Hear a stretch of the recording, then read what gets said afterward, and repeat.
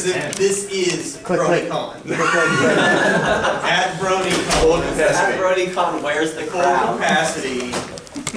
Just a room. Like 2 people showed up. Sorry, guys. Actually, it takes place in Chattanooga. Nowhere near Where? Chattanooga, Tennessee. Okay, I'm done. Larson. What are we doing here? So basically, just give a short introduction about yourself, and then we'll turn it over to questions. Well, my name is M.A. Larson, and I write for My Little Pony Friendship is Magic. And as of now, I have the most written by credits until next season starts, and I quickly lose the title. All right. Hey, questions? Anyone? Everyone wants to start? What are your first impressions of this convention? This is awesome. My first impressions was like seeing the numbers, which is just mind-blowing. Like the biggest one I've been to before this was in LA, which I think was 2,000, something like that. So it's like more than triple that. I can't even really wrap my head around it. And I haven't seen the main panel room yet, so I haven't really seen what that number of people looks like. But it's really fun. It's a great vibe, great energy. Everything's run smooth for me because I don't have to wait for my pass. But yeah, it's been great.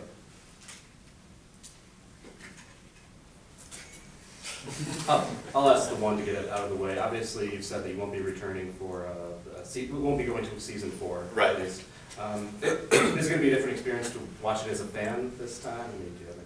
Sort of. I mean, like most episodes, that's how I watched them. You know, I see the scripts, but a lot of times it was different, or it was so long ago I didn't remember it. You know, when an episode would air, like it was weird to watch Keep Calm, Flutter On, because I wrote Discord originally, and then to see him come back and like have no idea what was going to happen, it was really weird. But it was cool. So it'll be, I imagine it'll be kind of like that. I was at some of the story meetings for season 4, like 2 or 3 of them. So I know a little bit of what's happening, but it's mostly going to be brand new to me. So yeah, I'm excited to see it. I've heard really good things. A lot of your episodes seem to have an epic style to them. Do you prefer that style? Why is that? No, I don't. I'm a child of sitcoms. I love sitcoms. I grew up watching Three's Company and Night Court and Cheers and Frasier. Like I love sitcoms, so the slice of life episodes are my favorite. But that being said, like Secret of My Excess, which I think is a slice of life episode, just by the nature of the dramatic structure, it's got to get bigger, and maybe it does go epic. It just kind of happens, and also we get assigned the episodes. I don't choose. You know, I didn't say I'm going to do the Luna one. I went in for my meeting and they said you're going to do the Luna one. So that's not really up to me, you know. Maybe in the process of like breaking the story, it gets epic. Maybe that is my tendency. I don't know, but no, I like the slice of life ones. How much of an outline do you have prior to actually sitting down to write? Since I know I've heard that the writers' meetings, you'll kind of sit down there, sort of toss ideas around, and then Right. once you've got a basic scheme in place, it'll be assigned to individuals. So, like Yeah. Luna episode is an example. How much, when you sat down to write it, was already in place to work with? The first thing we write is the outline. So we go to the story meeting. I'll just give you a quick overview of how it works. At the beginning of the season, we have a writer's summit, which is a couple of days. All of us get together, brainstorm ideas. They'll say things like, this season we want to focus on this, or we need more Applejack episodes. I don't know if anybody's ever said that. Whatever it is, you know, we want to introduce this character. So there'll be a few things they want to happen. And then other than that, it's just, we're a little heavy on Rainbow Dash. You know, maybe we should balance it with this, or I've always wanted to explore this element of whatever. And then story editor, which is Megan now, it was Robert and Zeddy. We take them, write up premises, which is just a paragraph, a couple sentences. This is, you know, the basic idea of what the episode is. Hasbro will say yes or no, or revise, or combine these 2 premises. Then you get an email saying, here's your story meeting, and you go in and they give you the premise, which is, like I said, a paragraph. And then you just sit in a room for the whole day. it was me, Lauren, and Rob. Season 1 and 2. Season 3, it was me, Megan, and because Megan was just Megan and not Megan and, she would bring in another writer, so there were still 3 people. So for my story meeting for Magic Duel, Cindy Morrow was there. It's just, you can't really get locked with 3 people. With 2, you can get stuck, but with 3 people, it's better. So then you spend the day coming up with ideas, breaking down, Act 1, Act 2, Act 3 on little cards, and then that's what you lead with, is the cards. And then you write an outline off that, get a few notes, then you write the script. It's safe to say that each episode of My Little Pony has a moral. When writing a story with a moral, do you start with the moral and put characters in a situation where the moral is plausible? Or do you put the characters in the situation and come up with the moral later? I can only speak for my episodes because I don't know what other people did, but I never had the experience of this is the moral we're going to tell in this one. It always came out of it. It's more, this is what the story's about, like Cutamar Chronicles.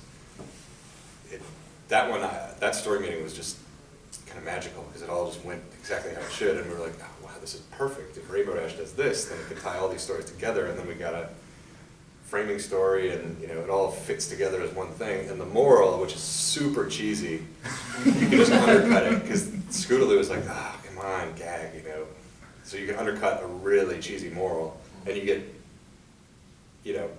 to do the really cheesy moral, but I don't think you can do it unless you undercut it like that, you know what I mean?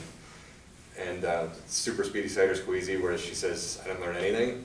That was because it was like, well, there is no moral, this is just a fun episode. But then you still get like a cheesy, because she's like, I already knew that, like whatever it is, I can count on my, whatever she says. You do still get like a sneaky little cheesy moral in there.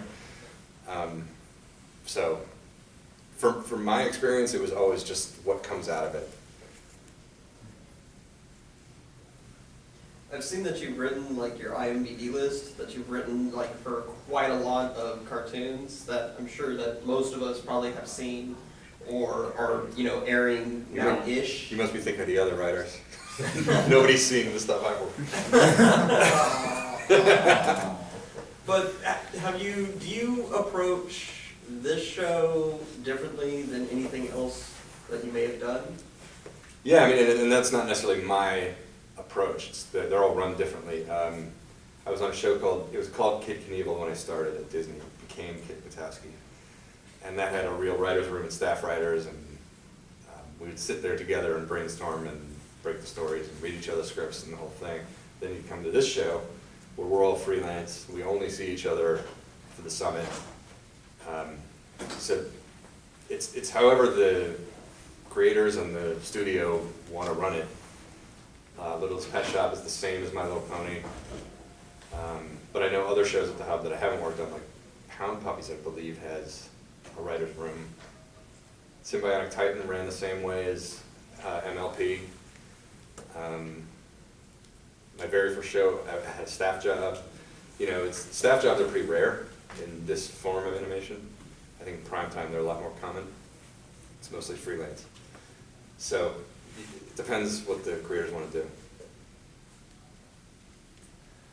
When writing for a pre-existing character, do you, what's the process for that? Do you, do a lot of, background research? Do you ever clear it with whoever wrote them first? And I guess on the flip side of that, whenever someone else is writing for someone that you wrote originally, do you ever, disagree with their characterization? You mean within a show? Right. It's really hard to start on a show before it's a show, when you're coming up with the characters. When I wrote Sworn of the Century, and I think Sonic Rainboom, and maybe even Cutamar Chronicles, there weren't any episodes to watch. In fact, there weren't. The first episode I saw was at the Season 2 Writers' Summit, which was the pilot. So the first 3 episodes I wrote, I had nothing to watch. It's really hard, because you can't hear the voice actor, you don't know what they sound like. You got a couple scripts you can read that other people have written, but you don't have a whole lot to go on. And so, like Swarm of the Century, I'm like, I don't know, all right, I'll just write this and see what happens. Is that where the show Bible really comes into play then? Yeah, you definitely lean heavily on the show Bible at the beginning, and then also on Lauren, because she knows what they are going to sound like, and she has heard the voices, she's cast the actors. And then as it goes on, it's just, you just kind of, oh yeah, she would say this, you know, Pinkie Pie would say that. Then it becomes a lot easier. Or if you come onto a show, the first show I ever got hired on, I got hired in the middle of season 3, so I had dozens of episodes to watch, and then it's really easy to get the voice. It's a, you know, the other side of the coin, I haven't read any of the comic books, but it's like weird, like, oh wow, somebody's writing a comic book of a character that I wrote, and like, I wonder what it's like. I haven't read it, so I don't know, but it is kind of weird. When writing a script in Friendship is Magic, there are a bunch of visual gags that don't necessarily have any dialogue or anything that are playing into Right. it. Do you come up with these visual gags yourself and say, you know, in the script, visual gag here or something like that? Or do you allow the animators and whoever else to make those and put them in your script? It really depends. The first show I worked on was an outline-driven show, which is a storyboard-driven show. So you didn't even write a script. You'd write an outline that had some dialogue in it, and then they would fill it in. This show's scripted, but there's, you know, gag, like in Magic Duel, there's all the beginning duel between them. A lot of those gags I didn't write. I wrote a really lame joke, and they replaced it with, like, taking the mouth off with the cursor. Like, I had Pinkie lose her mouth, but it wasn't that gag. That was something somebody who works with that program thought would be funny and put in. Okay. So little things like that I'll change every now and then. Mostly I try to strike a balance of like leaving room for them to have fun, but also like getting across what needs to get across. Like the important thing about that was that she loses her mouth.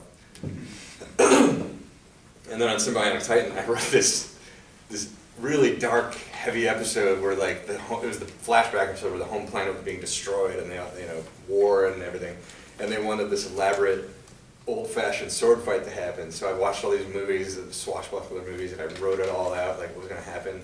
And I saw the Gendy, who ran the show, Kenny's draft, and he had deleted my whole fight and just wrote cool fight scene here. He wrote cool.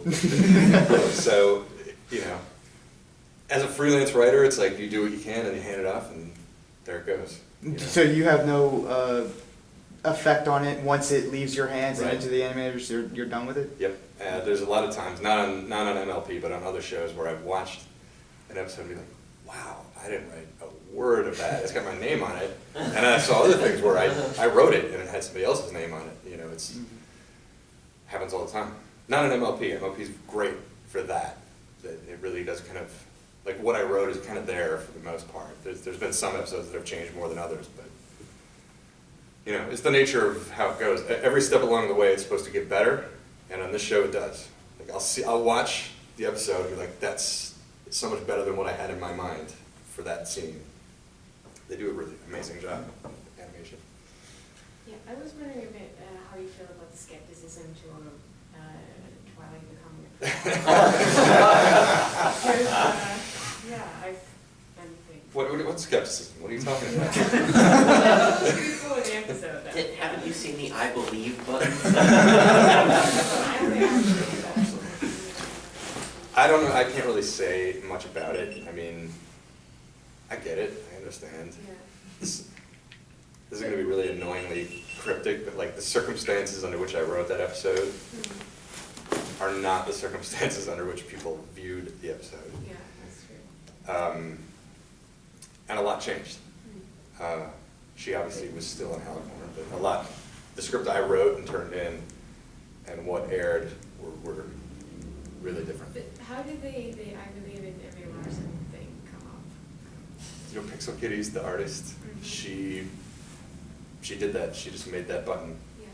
So it was nothing like she talked to you before you No. did it? It was just something that... No, I was so pissed off about the leaks and I guess it wasn't even leaks. It was just like, we're Hasbro. Hey, look, here's something that's going to happen in a month, you know. And all of a sudden, I start getting all these tweets like, "Have you seen this? What is this?" Blah blah blah. Like, oh, they put that out. That's crazy. It's like, you know, I didn't think it was that big of a shock that would happen. Maybe people were shocked when it happened, but it's like, having the biggest plot twist in your thing revealed a month before it comes out. So it would be like Star Wars advertising Vader's Luke's father. Yeah. Come and see Luke's father revealed. And then every week it was like some new thing, like here's a scene, and then, you know, hey, it's going to be a musical, and it's like, okay, why would anybody want to watch it now? It's like, it's all there. So I think she just said, people freaked out, obviously, in good and bad ways, and so she just did that as like a, hey, let's watch the episode kind of thing, and then I thought it was hilarious, and then it just kind of took off from there. So. Did you get a button? Oh yeah, I got a patch too. I got a really cool quote. Nice. Yeah. Why aren't you wearing it? My car. I was signing those buttons at Unicon. Who's your favorite character to write for in the show and why? It's a rarity. She's just, you know, one of my favorite shows is Frasier, because I love taking a character who's, I think they're very similar actually. You got a character who's very, has this built up persona and cultured and, you know, loves Canterlot and all this. And you can kind of, you want to do things to her to make her uncomfortable, and then she gets funny. Like, Ponyville Confidential was one of my favorite ones to write. I didn't like writing the rest of it, but writing her scenes was really fun because she's in there being such a hypocrite to her sister. Like, how dare you? And, you know, I love writing that stuff. And writing her in Sonic Rainbow was super fun because she goes to that same place of like, but she's not just that. She's got a lot more to her. You know, if you watch other episodes that I didn't write, like the like Suitor for Success, there's a whole other side to her. So then when I write something like that, it taken together, she's just a really interesting character. If this is too specific, don't worry about it. You mentioned that the Writers' Summit, the writers will have like, oh, we should explore this avenue more. Can you recall in the time you know that you've done that where you had an idea that you actually got to see through to fruition? Like, Yeah, actually, perfect question. Ponyville Confidential was, well, that was a little bit different. Excuse me.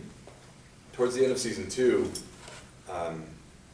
Rob, who was the story editor, put out a call for more premises, they were called springboards, which is just one sentence. In this episode, you know, the Crusaders try to do this, whatever it is. I guess they had burned through all the premises and they didn't have enough to fill the season, so they put out another call to all the writers saying, do you have any other ideas? So I put like 4 or 5 of them down, and that was one of them. And then they picked that one, and then Hasbro said yes. And I was like, oh no, now I have to write Cutie Mark Crusaders episode. And as I was writing, I was like, this is really hard. And I'm not enjoying this. But then I thought it came out really good. I liked that episode a lot, and I love Rarity in that episode, and Sweetie Belle. I love the relationship in it.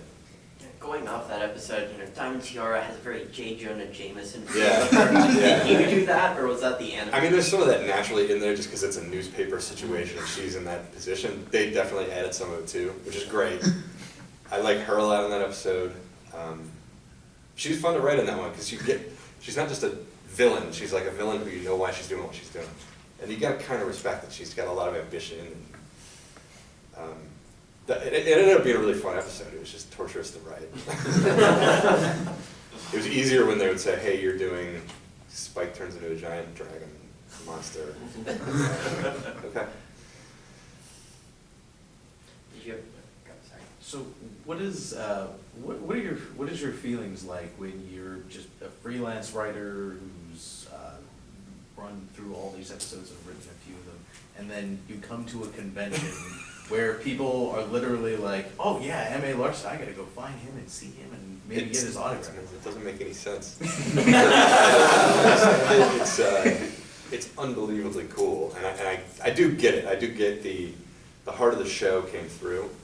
I think that's what it's all about. That's the whole reason this exists, because Lauren wanted this thing in there, and somehow it came through, and people really responded to it. So I actually do understand why this exists. It doesn't make sense to me, like, I would walk down the 3rd Street Promenade, which is an outdoor mall by my house, and see somebody walk by with a shirt with a joke that I wrote. Like, what? I wrote that, that's insane. Especially I if you still like think wrote it like just in a few minutes, like maybe you just. Yeah, exactly. I need another page. Yeah, it's crazy. It's so cool, like it's unbelievably cool, but just weird and awesome, and I can't really get my head around it. Going just real quick back to the shirt, you accuse him of copyright infringement? When you wrote Lunar Eclipse, what was your inspiration for Luna as a character? It changed a lot. The first, when we were in the story meeting, Lauren really wanted to base her on Aubrey Plaza's character from Parks and Recreation, which I had never seen. So I watched a ton of her episodes, and she's a really funny character. And I wrote a whole draft of Luna in that style. It's the same thing, like it's still like she's been away for however many years, and it's about reintegrating back into society, and Twilight can understand that too, because she had to learn about friendship. Like she understands the social alienation aspect of it. So the underlying thing was the same, but then it was Hasbro's note actually to make her more archaic. You know, she's been away a long time, she wouldn't know the customs and things. And I was like, oh yeah, that's like Cape Fear. Like somebody goes into prison and they look at a cell phone when they get out and like, what the hell is it? What do I do with this? It's that kind of thing. Like she's been in prison. And she's just got out of prison. Hardcore. She doesn't understand modern society. And like, oh yeah, she'd use the old speech and she'd use these royal things that they don't use anymore and think that it's right. So you really wanted her to just say it with your chest every time. Every time that Twilight Big passed by. tattoos across her shoulder, pull-ups. Well, when you mentioned Aubrey Plaza, was that like season 1 or more like season 2 and 3 where she starts mellowing out a bit? I don't know. I don't think I paid attention to that. I Googled like episodes that were heavily centered on her, where she was more prominent, and I guess I don't know where they came from. It's a good show though. I've never seen it before. Yeah, it's a great show. Yeah, and she's a great character. In terms of inspiration, you mentioned Cape Fear as a Luna analogy a minute ago. I follow you on Twitter, and I noticed like you had an Alfred Hitchcock background for a long time. I've noticed the occasional esoteric film reference, and I'm a big film geek, so I get that stuff too. I mean, like, do you ever find yourself wondering like, how would Igmar Bergman approach Ponyville Express or something like that? I mean, do you find yourself pulling inspiration from odd sources like that and just Yeah, for sure. And it's maybe not even consciously. It's just I'm such a film guy, and like, you know, excuse me. I grew up watching all kinds of movies, and my dad was just such a huge film buff, and every weekend we'd go to the movies. And the first time I saw Reservoir Dogs, I was like 7 or something, 8, and my dad was just watching it. He didn't know what it was, so he's like, yeah, you can watch it. So I watched it. I still remember it. I mean, partly in a traumatic way, but wow, I've never seen anything like this. So that stuff's just like, I think a lot of animation writers are very into pop culture, and like I said, sitcoms, Brady Bunch, love Brady Bunch, so Ponyville Confidential is straight out of the Brady Bunch. I don't think you could find a writer on the MLP staff who's not a huge Brady Bunch fiend. So I don't know if it's like consciously like, hey, I should do a Hitchcock thing here, as much as just that's what I like and that's sensibility, yeah. Going off of that, in episodes, specifically like the second episode of the second season, after they defeat Discord, Right. it's that 1-to-1 parody of the ending of Star Wars. I had nothing to do with that. I was wondering if that was more of a studio decision or a writer's decision. Somebody in Canada did that. It was, I had it written where it was... It's always the Canadians. It is always the Canadians. On this show it is. I had it written where it was the same thing happening, you know, it was like they were being rewarded. I think I had jokes in there, dialogue, and somebody read the script. I don't know if it was a board artist who read the script and thought, actually, this feels like the ending of Star Wars. What if we just do that? Because everybody gets metal but Chewie. So So that was them. I had nothing to do with that. Did they tell you they were coming? No. Okay. So you sat down and watched it, and all of a sudden you're watching Star Wars. This looks familiar. I've seen this before. Yeah, about the Lunar Eclipse episode, I have a question about why is everyone, except Pinkie Pie because she obviously has her reason, but why is everyone afraid of Luna since at the end of the first episode of the Right. first season, everyone is like, oh yeah, it's fantastic, let's make a big party, and then when she goes up, everyone's like, oh my god, what is it? Now I'm gonna be like caught completely off guard. At the ending of the pilot, Yeah, how does it end? well, Does everyone, it end in that everyone is rundown? happy and they make a big party. When you say everyone, you mean the main six or like everyone? No, the whole town, Then I can't They possibly. threw like a flower necklace around Yeah. her neck. They And were his doing little that. children flying around. That was a dream sequence. That was a dream. Should we mark that as canon now? We Okay. knew that because the little top's still spinning on the desk. Exactly. That's right. That was the cut ending. I guess things happened between seasons, and she got more and more like scary, and then I think also the vibe of the night was there. So I mean, was it part of a script you made, or was it a modification, or everybody being scared of her. yeah, the suspect? Yeah, that was from the very beginning. That's how it was gonna be. Yeah, I don't know. A wizard did it. Yeah, yeah. What was the creative process behind Sorry. coming up with the return of Trixie, basically?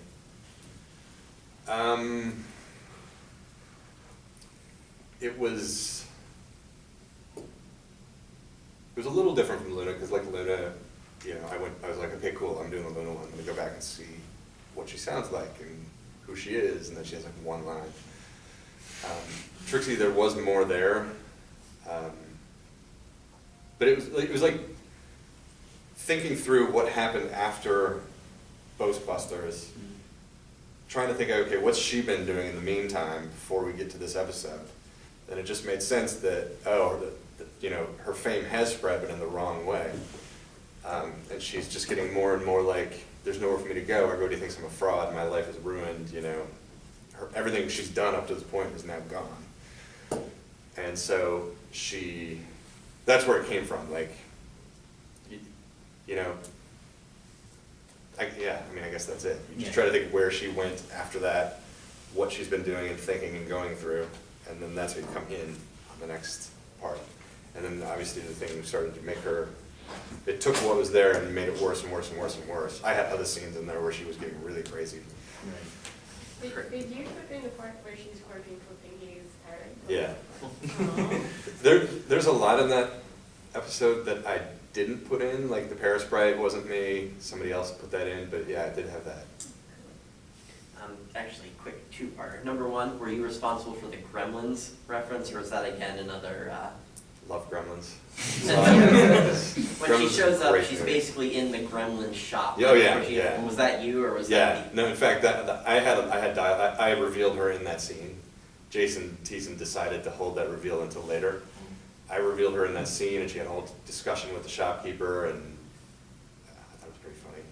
She's like, took me It was pretty funny. your revenge section, and he does, and they're all like the lamest forms of revenge. But it was, you know, it was a time cut. The way they did it was much faster than my scene, and they got to hold the reveal until she was actually in town. But yeah, no question, Gremlins was the reference. Second big question is, since obviously in the show we've seen time pass to some degree, Right. do the writers have it, is it, you know, real time is passing, it's more like Simpsons time or Calvin and Hobbes time? Yeah, where- it's cartoon time. That's why I was like so perplexed when everybody was saying, Twilight's gonna outlive her friends. Were we thinking about their deaths this whole time? And now it's like, oh no, she's gonna live and they're all gonna die, when it was cool when they were all gonna die. Why are we even thinking about these characters dying? It's so weird. Well, because of the coffin scene in the other episode. We do Which know- one? In, which one? Was it? Heart and The- Hooves Day. Yeah, Heart and Hooves Day. I didn't write them. I Okay. can't remember what that. Oh, I know what you're talking about, yeah, okay, right. I remember there was a whole mess about that on the internet. I just thought that was the weirdest, like, it's fine if you don't like Alec Warren, that's great, no problem, you can hate the episode if you want. That's such a weird critique, like, they're all gonna die except her. It's like, well, they were all gonna die anyways, if you look at it in that terms, it's like, it's just weird. I've got a kind of a weird-esque question. So the show Bible at this point must be like massive. It doesn't change, It really just doesn't change? no. Well, Some shows do, I mean, some shows do, but this one, my major question is it somewhere in the show Bible that the most dangerous thing to a pony is falling? no, I've never seen that. Because usually that's like how they almost always fight peril is through massive falls. Well, that's perilous. The Bible's unbelievable. I'm not trying to be like a dick, but like, I wish you guys could see it. It's cool. It's really good. Like that one and The Wire are like the two best. Is it like embroidered in gold and this massive lexicon? It's long. It's like, because Lauren, she's an artist, so there's like, oh, like I've seen a lot of Bibles that are just writing. The Wire is all writing. If I did one, it would be all writing, because I can't draw anything. But Lauren is such a good artist. Like there's art on every page. Applejacket's her own page, and it's got strengths, weaknesses, history. Hit points, hit values. It's gorgeous. It's just gorgeous. It's got locations, it's got characters, it's got stories, it's got the history, it's got the whole thing about clouds moving and earth ponies have to make the food grow and all that stuff, which is so smart. She had a whole three-dimensional world before anything was done. So. Now that you're well aware of the fandom, as opposed to before when you were writing like season 1 and stuff like that, you know, does the idea that, you know, grown men, however, whatever age they may be, and, you know, older women even, like mothers and stuff like that, does that affect your writing at all when you go into like writing meetings and stuff like that, when discussing new ideas for shows? Do you have that concept in your head, okay, well, maybe some other people are watching, are we going to try to put something in for them or something like that? No, I mean, like, no. It's a kid's show, you're writing it for kids. There'll be a reference here or there that, like, I put a reference in, I've said this a million times, but Swarm of the Century to my favorite movie all time, which is called The Commitments. This little Irish movie nobody's ever seen. You guys should all watch it. No, I didn't. It's so good. I put a reference in from that, and I'm like, nobody in the world's gonna get this but me, but I think it's funny, so there it is. It's mostly that, it's like, do I think that's funny? All right, I'll put it in. Or the board artists do a lot of the reference stuff too. I think Lebowski Ponies, that wasn't my episode, but I think that was the board artist. I don't think that was the writer. They saw it was a bowling alley or something and decided to put them in. It's a kid's show, you know? You write for the kids. So, and hopefully have enough there that you guys would like it too. Not to get too specific, did that commitment stuff reference make it to an episode? Yeah, in Swarm of the Century, when Twilight's walking through town and they're hanging the banner, it says, "Welcome, Princess Celeste." Oh, It's, right. it's heroin kills the banner, but they spelled heroin with an E. It's not a direct reference, but that's what I was going for. And then they white out the E. You can still see it there. Great, amazing music. Anyone else? How's your day been so far? What's the best thing you've seen so far going up? Here? Yeah. Not much. I mean, like an empty autograph room for a couple hours. I got to go around the dealer floor a little bit, maybe 20 minutes or so. But I didn't, you know, I'm 3 hours behind, so I didn't get up until, well, actually got up kind of early. But I didn't get over here till almost noon. And then I was there, and I haven't really seen much. But seeing the crowds is amazing. Are there any characters that you have difficulty writing? Yeah, I like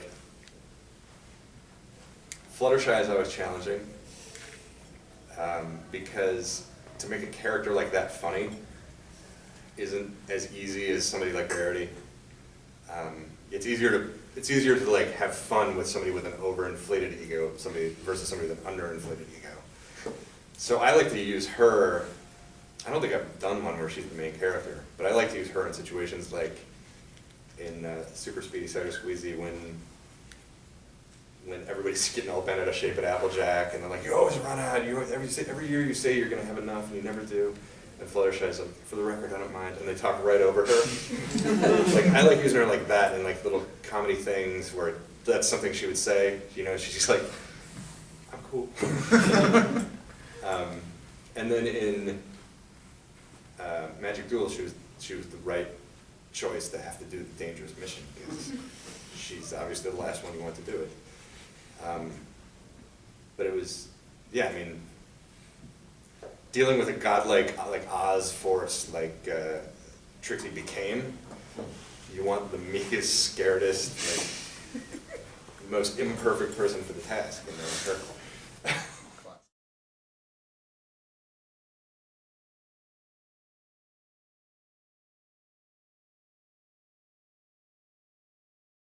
People are already still mad about this wing thing. Just say Pinkie Pie is best. No.